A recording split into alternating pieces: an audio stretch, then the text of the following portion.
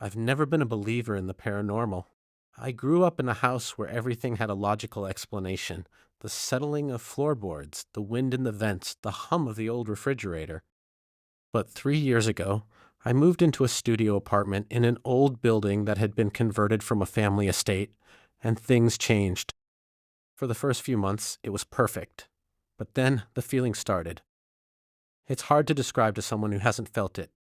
It's like the atmosphere in the room suddenly gets thick, and the hair on your arms stands up for no reason.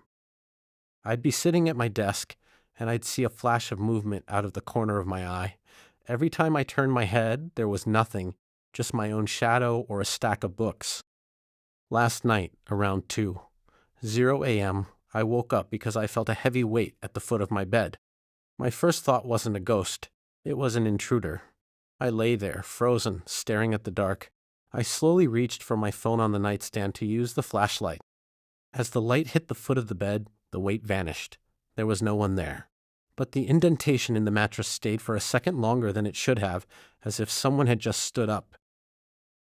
I didn't sleep the rest of the night after seeing that indentation on my mattress. The next morning, I ran into the building's longtime maintenance man in the lobby. I tried to play it cool, just asking if the building had any history or weird stories. He stopped what he was doing and looked me dead in the eye. He told me the young man who lived in my unit before me didn't like being alone. Apparently, he used to sit at the foot of his bed for hours, just watching the door, waiting for a visitor who never came. I'm 30 now, and I've moved twice since then.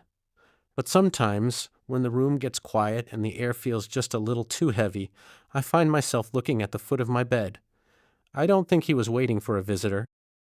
I think he was just looking for a place to sit. And now, every time I feel that weight on my blankets, I don't turn on the light. I'm too afraid of what I'll see when the indentation disappears.